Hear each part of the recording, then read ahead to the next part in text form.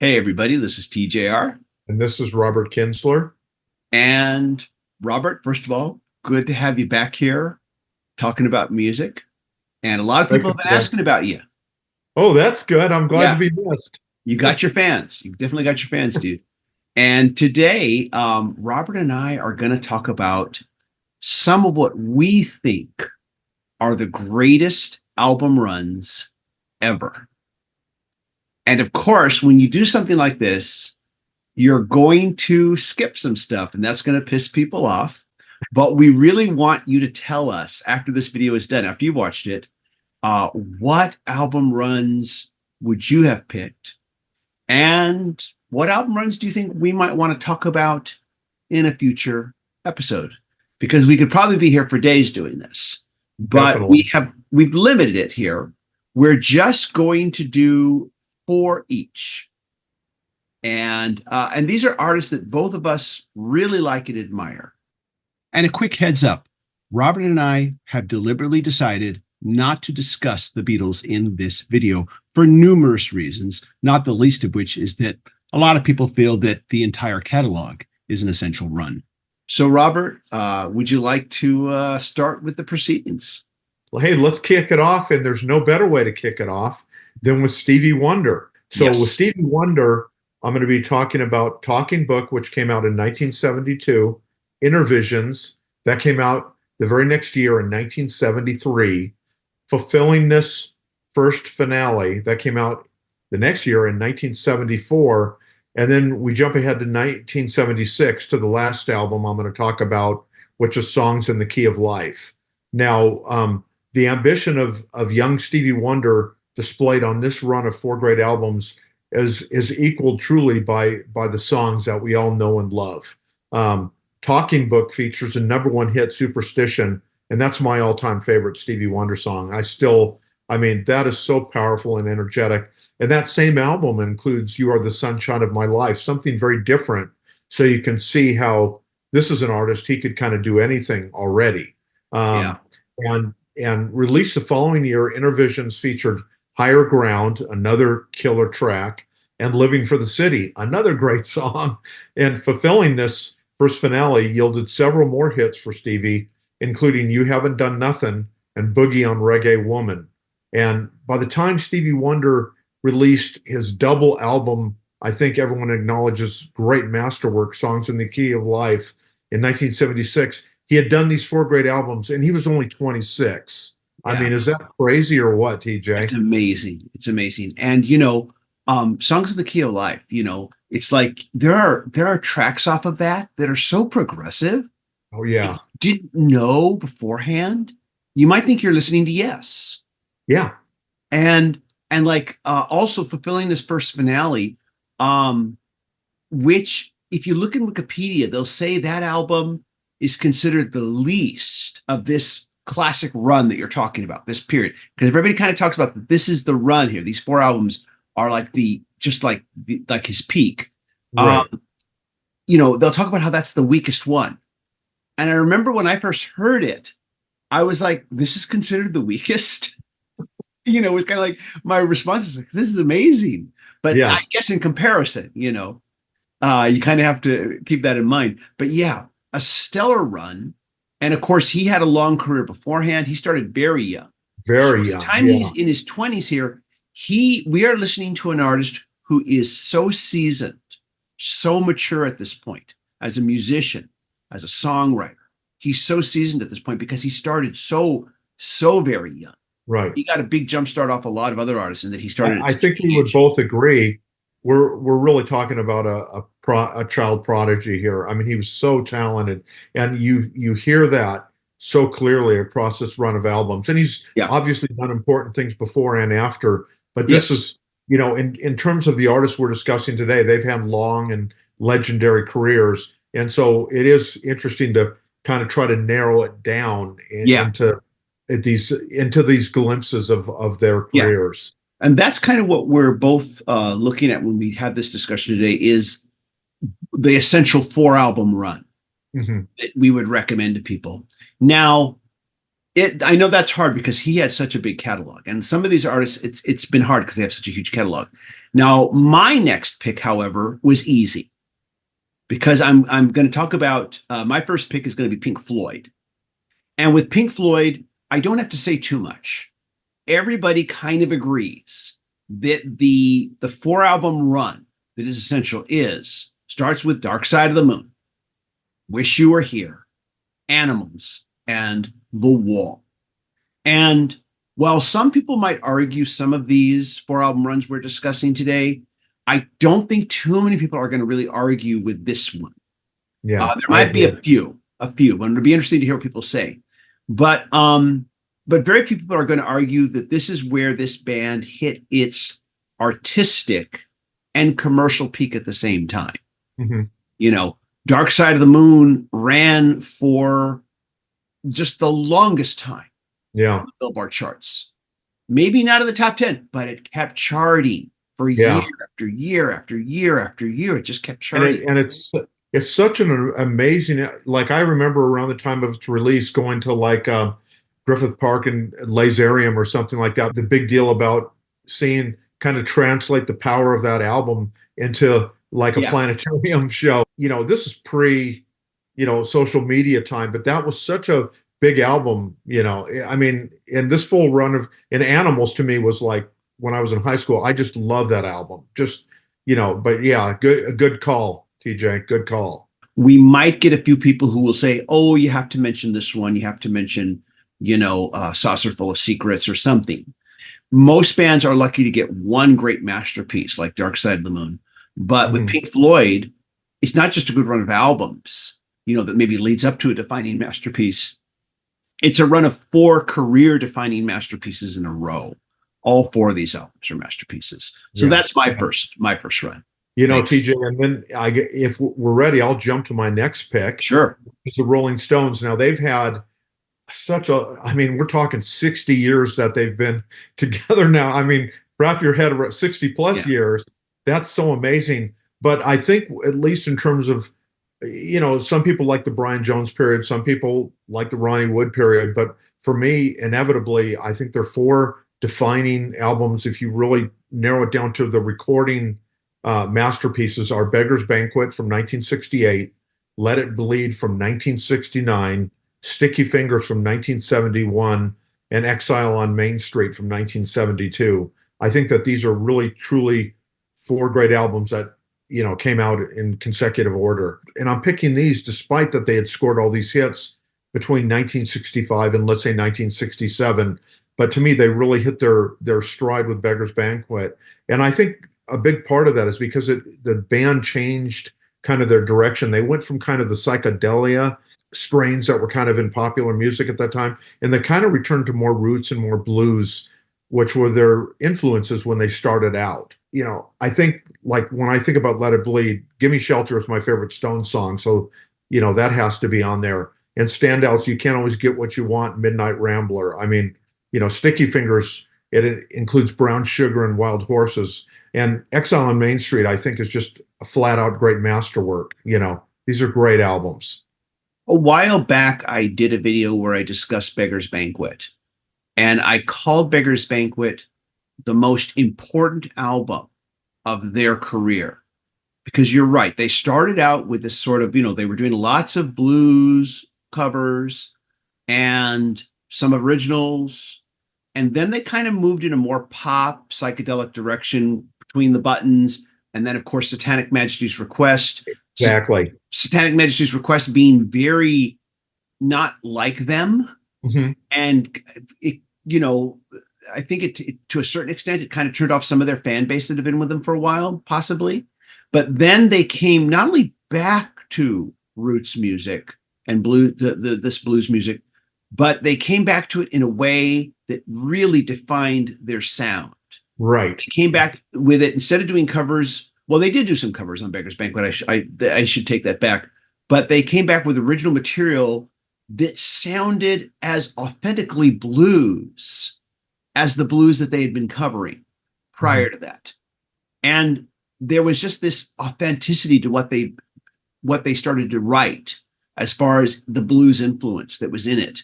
And I think that it's this period from Beggar's Banquet moving forward that you're discussing. This is I think, what a lot of us think about now when we think of the Rolling Stones. I agree. This is the run we think of, and this is the sound we think of. Even though there's great hits like Satisfaction before it. And that's fueling them all the way through Hackney Diamonds. I think that they haven't really looked back. They've continued kind of, that's their course, kind of, and they have developed this signature sound, even though it's kind of rooted in Howlin' Wolf or some of these early influences they had, but they've made it entirely their own, Yeah. And these were four important albums, and they really, like you said, charted this one of the greatest bands of all time, their course going forward. Absolutely. So my next album run, I took the easy route on the first one by choosing Pink Floyd. Now I'm not taking the easy route because I'm going to talk about Led Zeppelin. And Led Zeppelin, I think, like the Beatles, there's an argument to be made that the entire run is essential.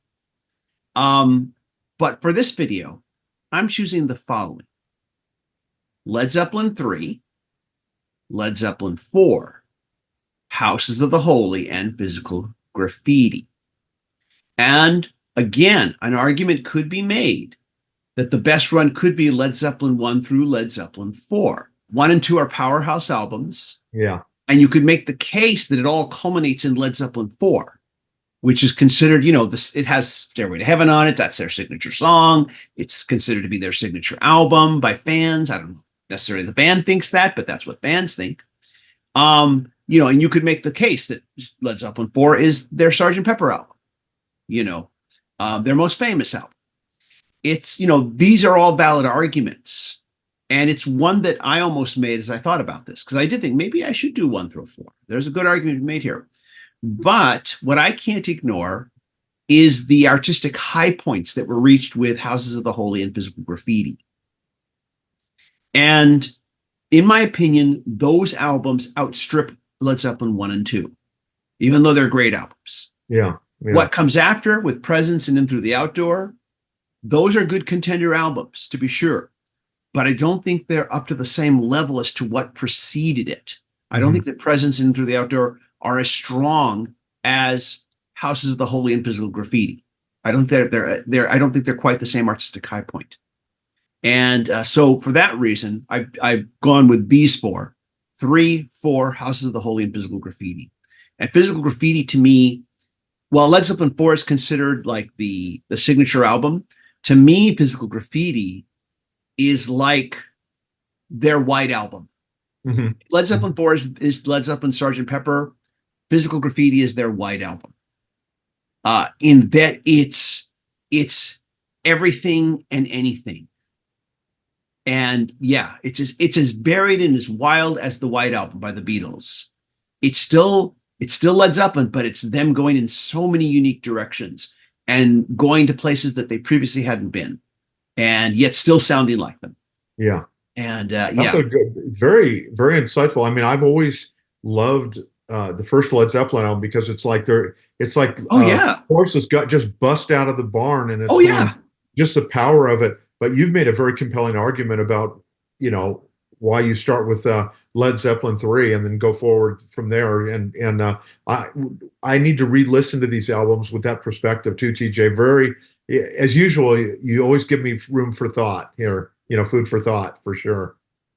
And now you're going to talk about a band that I wanted to talk about, but you beat me to the punch on it. Oops. So yes, let's hear what you have to say. We must be talking about the Who, right? Yes. And this is the line where you said who? No. So, so we have to start with Tommy, which came out in 1969. Then we jump ahead to 1971. Who's Next? Quadrophenia in 1973, and the Who by Numbers in 1975. From the time the Who emerged, back in the early 60s, they were this dynamic, powerful band on stage. But really, when you think about it, Roger Daltrey, Pete Townsend, John Entwistle, and Keith Moon really reached their zenith in terms of in the recording studio, beginning with this run of albums, and specifically with Tommy. In particular, when we talk about Tommy and Who's Next, I think this elevated the band from, one of the great 60s bands to being one of the great bands of all time. And I think when you listen to these albums today, you hear that. And I'm interested to see if you kind of agree with me, because I know you're a huge fan of the Who as well, TJ. Yeah, I would have to agree with what you're saying. You know, there were their early albums, My Generation, The Who Sell Out, but then something happens with Tommy where they just become so much more than what they'd been before. And then Who's Next is again probably their Sergeant Pepper album, Yeah, that album, signature album. oh my God, I mean, Yeah, it's one of the greatest albums of all time, hands yeah, down. It's yeah. brilliant. And it was born out of one of the greatest albums that never happened, which was The Lifehouse. Yeah, yeah. And then of course Quadrophenia, they actually topped Tommy. They actually did another concept album. I know. And Yeah. the Who by Numbers, that's also surprisingly, a lot of people just kind of like don't think about that one. But that's a really strong back to basics album for them. After these three masterpieces, After, suddenly getting back to basics, being a rock band, just a straight ahead rock band. Yeah, so I think yeah, I agree with you on that. There was a lot of great stuff that came after. There was great stuff that came before, but to pick four, yeah, I agree. These are the four to go with. yeah. And so with that, I will now move on to my next album run. And one of my favorite artists of all time, of course, Elton John, who I've talked about in the past. He's the reason I became a musician. Elton John was also equally tough to do because of, how the albums were released. And to me, all the albums of his 70s period, that golden period where it seemed he could do no wrong, are essential. But I had to pick four. So I started with Madman Across the Water, Honky Chateau, Don't Shoot Me, I'm Only the Piano Player, and then ending with Goodbye Yellow Brick Road.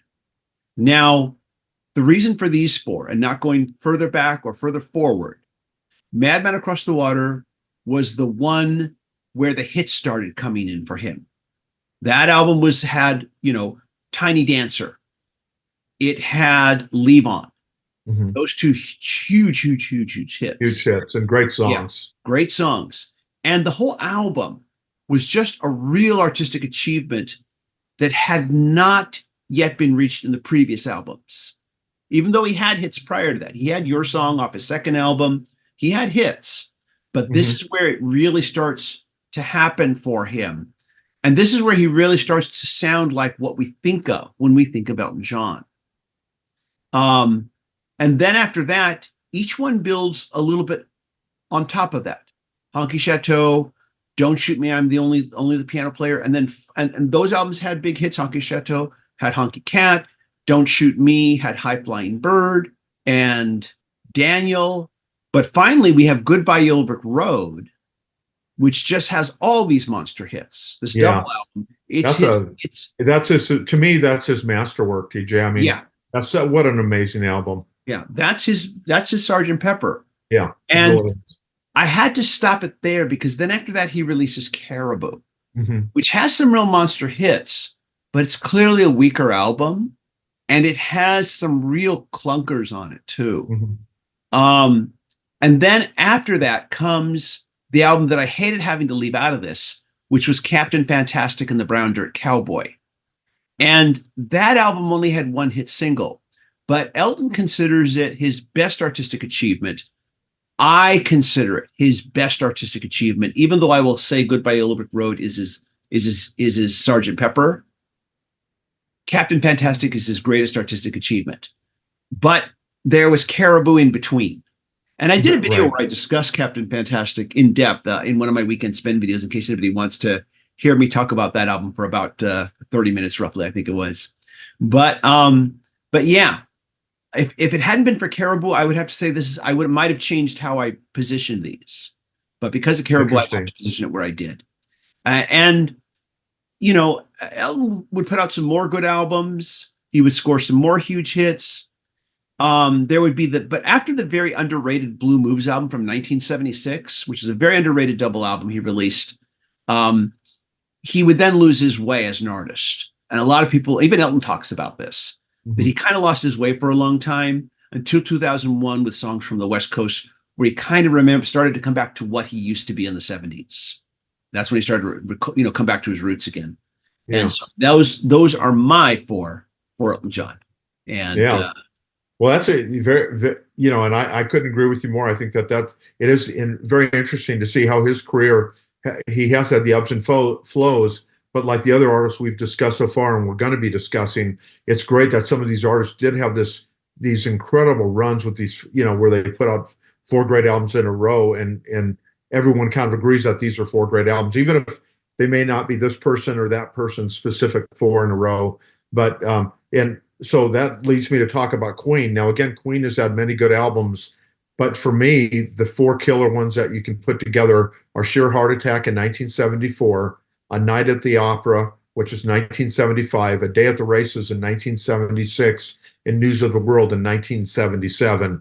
For me, you know, they had some other great albums, including The Game and stuff, but these four to me kind of fit within this framework that we've established today. You know, and think about it, TG. They Queen did an album, one of these brilliant albums, and they came out every year. You know, they do one album a year later. Today, some bands they work on an album for 5 or 6 years and no one remembers it. I mean, it's incredible what they did. You know, yeah, it's and you know, not only were these great albums, but look at all the genres that we heard here. We heard British music hall, pop, ragtime, opera, you know, even gospel. When I hear Somebody to Love, I hear a little gospel in there. oh yeah, I mean, this was an incredible run by Queen, you know, and I have to tell everyone in full disclosure, I know I've mentioned to you, I saw Queen around this period four times, beginning when I was in high school through when I was in college, and they delivered live, and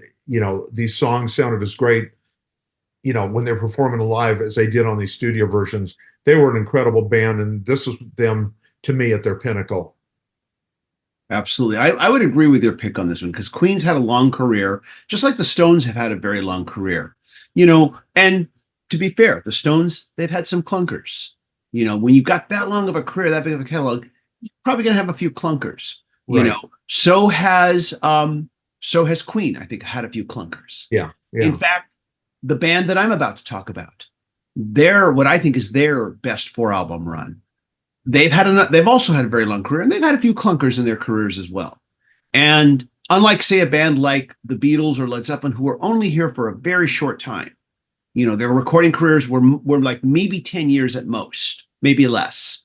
Whereas then you've got these multi-decade bands, Right. you know, like the Stones being probably one of the oldest, one of the longest running ones. And of course, so my next band, and of course, this is, of course, my final band, and that's going to be U2. And they've done some great albums, of course. They've continued to make great albums. I thought that Songs of Experience was their best album of the 21st century, their Mhm. best album from this century. But I'm going to be discussing 20th century albums by them. And the four that I'm going to talk about are October, War, The Unforgettable Fire, and then, of course, Joshua Tree. And the reason I picked these four is with Boy, I think the band was still figuring out who they were. Mhm. But with their second album, October, they begin to sound like U2 as we know them. And each one of these albums after October shows a progression of their sound artistically that ends not in one masterpiece, but two masterpieces. Mhm. And Mhm. those two masterpieces are Unforgettable Fire and The Joshua Tree. Right. I can never decide which one of those is better because I think they're both absolutely stellar. Oh, agree. But also, War, of course, is the one where they really start having the hits and the big, you know, the really hits that start to break through the mainstream. October, highly underrated album, in my opinion. Mhm. Incredible songs on that album. Now, with that said, there is possibly a second run that you might talk about that includes Rattle and Hum, Octung Baby, and Zooropa. Mhm. But I know a lot of people are going to disagree because I'm starting those three with Rattle and Hum, which Mhm. I think it's a bad rap. And I think part of it is because it's kind of a hybrid album. It's half a studio album and half a live album. I think for that reason, it confuses a lot of critics and and fans as to how they should categorize it. Yeah, good call. But Yeah. but I would argue that all the original songs on Rattle and Hum are right up there with their best material. Mhm. And I almost was going to, but because of Rattle and Hum, I was almost going to start this with War and say War, Unforgettable Fire, Joshua Tree, and Rattle and Hum. Hmm. But because Rattle and Hum is so misunderstood at times, and because it is confusing by the fact that it's a hybrid album, I didn't include it. And I went instead starting with October. I went back one more album. And then after that, of course, you've got Octung Baby, which a lot of fans think is as great as the albums I just mentioned. Yeah, and you could put me in that camp. I do think that truly is one of the great albums, without a doubt. And Zooropa, I think, is also like kind of like you look at the Beatles, you look at Rubber Soul and Revolver. George Harrison once said in an interview that those are part one and part two of the same album. I feel like Octung Baby and Zooropa are part one and part two of the same album. You know, that they're both, you know, they bookend each other.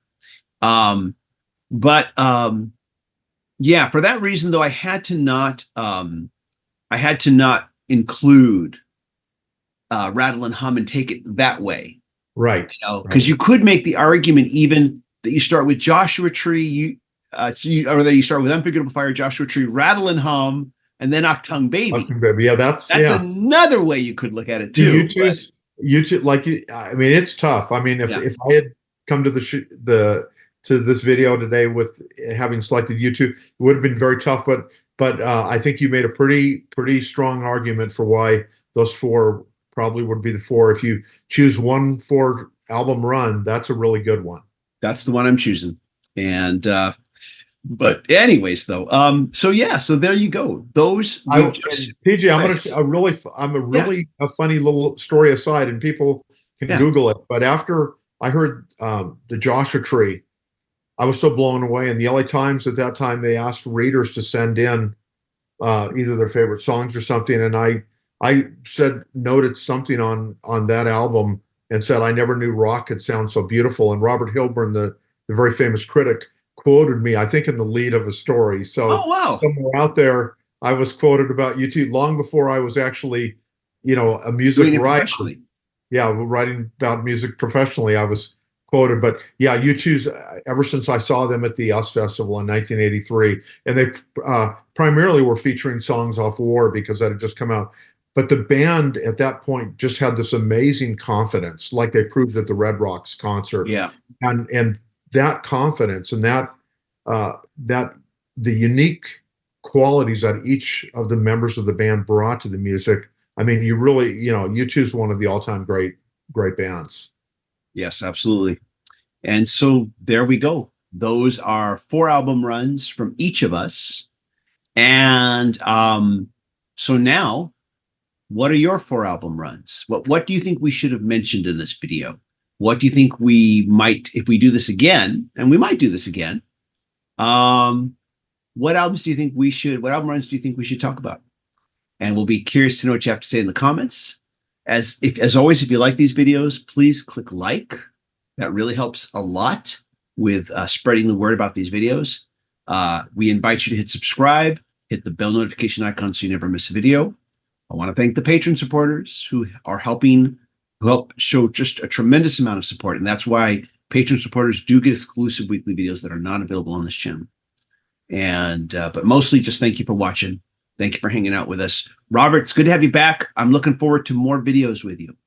Definitely. Hey, look forward to it, TJ. Thanks for having me. So do a lot of the fans out there. They want more videos with you. And so everybody, thank you so much for watching. And we'll see you all in the next video. Take care, everybody. Bye-bye. Bye, everyone.